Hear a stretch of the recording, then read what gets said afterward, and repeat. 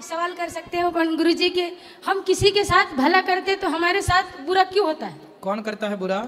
जैसे हमारी घर में सासू माँ है, ये मेरे जेठानी है, तो देवरानी सासू है। आपकी क्या बुरा करती है? जैसे कि हम कुछ भी उनके करते हैं तो वो बोलती है हमको अच्छी से वो कर नहीं पाई है, ये बेईमान है, ये ऐसा है, ऐसे उन लोग हमको व्यवहार करते हैं हमारे घर तो आप परिवार। पाँव दबाती हो सास के?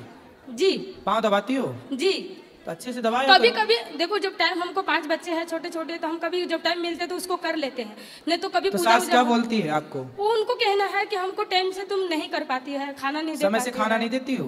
देती हूँ गुरुजी, 11-12 बजे तक उनको खाना मिल जाते हैं, तो उनको आदत है 7 बजे खाना खाने तो उनको बोल दो ना। अच्छा, उनको सुबह 7 बजे खाना रहता है? खाना मतलब सत्तू तो कुछ पी लेती है, लेकिन कि खाना उसको 10 से 11 बजे चाहिए। तो जितने बजे चाहिए उतने बजे दे दो बना के, झंझट खत्म। तो नहीं कर पाते ना गुरुजी। क्यों? जैसे कि बच्चे हैं छोटे छोटे, तो उसको स्कूल की तैयारी करने पड़ते हैं, घर के काम ही हो जाते हैं। तो बच्चों की स्कूल की तैयारी करते होंगे तो टिफिन तो बनाते होंगे बच्चों का? हाँ बनाते हैं। तो वही वाला भोजन थोड़ा बढ़िया बना के दे, सासू को भी दे दिया करो टिफिन एक लगा के, लो खाओ। तो वैसे कभी कभी कर लेते हैं गुरुजी, लेकिन हरदम नहीं कर पाते हैं। आपके 5 बच्चे हैं ना? जी। तो समझो कि 6 बच्चे हैं, सास भी आपकी ही है, ये मानो। वो भी तो बच्ची है भाई, बूढ़े आदमी बच्चों की तरह होते हैं। लेकिन तो 6 मानो, 6 की सेवा करो। लेकिन अच्छा करने के बाद भी हमको बुरा क्यों मिलता है, ऐसे क्यों कहते ना हैं? ऐसा है, आप करते रहो। अच्छा, सास है, बुढ़ापा जो होता है ना, बुढ़ापे में आदमी थोड़ा चिड़चिड़ा हो ही जाता है। जी। ये जब आप बूढ़ी होंगी तो आप भी हो जाएंगी, ये बुढ़ापे का दोष है। जैसे बुढ़ापे में ना आदमी थर थर कांपने लगता है, हाथ कांपने लगते हैं। बुढ़ापे में खांसी ज्यादा है, कफ ज्यादा है, बीमारियां ज्यादा हैं। ऐसे बुढ़ापे में ना सब बीमारियां घेरती हैं, सब चीजें होती, अकेलापन हो जाता, कोई बात नहीं करता, कोई बैठता नहीं, तो वो चिड़चिड़ा हो जाता है। इसलिए आपको चुप रहना है, जवाब सास को नहीं देना, और आप समय से उनको भोजन दो। ये समझो कि वो आपकी एक बेटी ही है। लेकिन एक सवाल और है गुरुजी कि मैंने पूजा पाठ बहुत करती है, लेकिन फिर भी मैं कोरोना टाइम से बहुत दवाई कर रहे, पर हमारी बीमारी का क्या बीमारी है आपकी? यही कि बस नाक से आँख से पानी गिरते रहते हैं, छींक आते रहती है, और कितनी दवा कर रहे पर उसको आराम नहीं होता। अरे ये तो सामान्य सी बीमारी है, सभी अच्छे डॉक्टरों को दिखाओ, भाप ले लिया करो गर्म पानी की थोड़ी, वो सब बहुत करे गुरुजी। और बढ़िया योग किया करो। योग करती हैं आप? वो कभी कभी करते हैं, धूप काले में जाते थे घूमने कभी कभी नहीं, 5 मिनट का समय, 10 मिनट का नियम बनाओ, और भस्त्रिका प्राणायाम किया करो। प्राणायाम थोड़ा कपालभाति और भस्त्रिका करेंगे तो ये बीमारियां ठीक हो जाएंगी। कभी घूमने भी जाते थे तो हमारे हस्बैंड बोला घूमने मत जाया करो, तुमसे होता नहीं है घर के काम, तू घूमने मत जाया करो। तो छोड़ तो कहाँ घूमने जाने का मन है आपका? ऐसे गली उली में कहीं जाते थे घूमने, ग्राउंड है बड़ा सा घूमने, और लोग जाते हैं। हाँ तो घूमा करो थोड़ा, जरूरी। पति क्या चाहते, कमरे में बंद रहो? नहीं, उनको कहना है कि घर के काम कर नहीं पाती है, टाइम से खाना नहीं भी दे पाती है। कहाँ पति आपके? यही है। अरे पति परमेश्वर से बात कराओ। राधे राधे गुरुजी। काहे पेरे डाल रहे हो पत्नी को? नहीं गुरुजी, ऐसा बात नहीं है। थोड़ा टहलने वहलने दो, घूमने फिरने दो। उसके लिए दिक्कत नहीं है गुरुजी। अभी जैसे हमारी वाइफ ने बताई कि सास से प्रॉब्लम है। सास से कोई प्रॉब्लम नहीं है, समझदारी जहाँ है वहाँ प्रॉब्लम नहीं होती, जहाँ समझदारियाँ नहीं है वहाँ प्रॉब्लम क्रिएट होती है। गुरुजी देखिए, अभी हम झारखंड के रहने वाले हैं, जन्मभूमि मेरा झारखंड है। आप क्या काम करते हो? हमारा मिठाई का कारखाना है गुरुजी। कितना कमा लेते हो रोज का? गुरुजी हमारे पास 8-10 लेबर काम करते हैं। अरे जब 8-10 लेबर काम करते हैं तो एक पत्नी के लिए रख लो ना, कोई बेचारी बाई वो उसकी सेवा करे। दिन भर तुम 5-5 बच्चों को पिला रहे हो उसको। गुरुजी हम सब कुछ करने के लिए तैयार हैं, लेकिन उसके ये फायदा नहीं उठाना चाहती है, ये खुद ही करना चाहती है सब कुछ। अरे मैया ऐसा नहीं है, आप सामने हैं, इनसे पूछिए। मैया कंजूस है, मतलब पैसा नहीं खर्च करना चाहती, बात करा। मैया जी गुरुजी। कंजूस हो?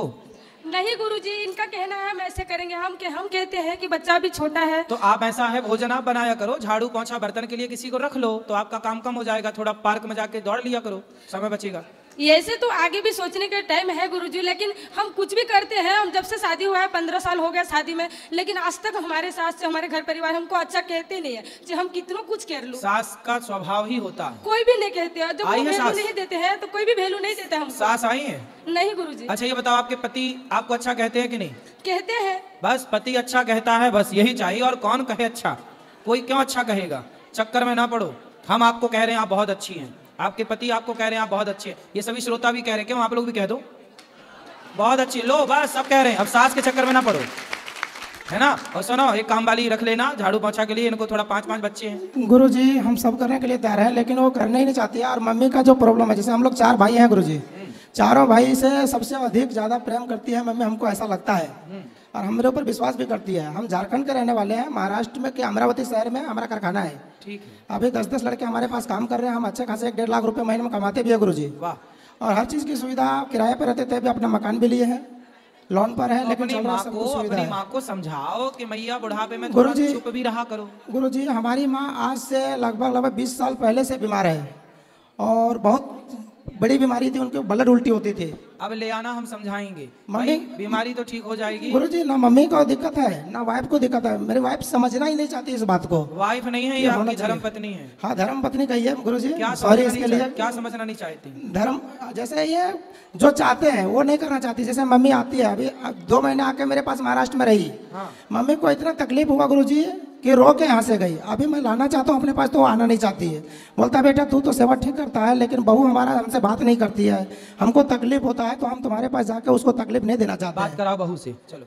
वो ये चाहती है कि आप लोग सुखी रहो, हमारे वजह से हमारी बहू दुखी ना हो, इसीलिए हमारे पास नहीं आती है। बात कराओ। अभी हम लोग महाकुंभ में गए थे, काशी गए, अयोध्या राम मंदिर गए, यहाँ पे आए, सास को भी लेके आए हैं, इनको भी लेके आए हैं। मेरी सास अभी साथ में है, हमारा एक लड़का भी साथ में है। हम इसके लिए ये नहीं कहते कि हमारी माँ को तुम तकलीफ देगी तो इसका मतलब हम तुम्हारे माँ को नहीं देखना चाहें।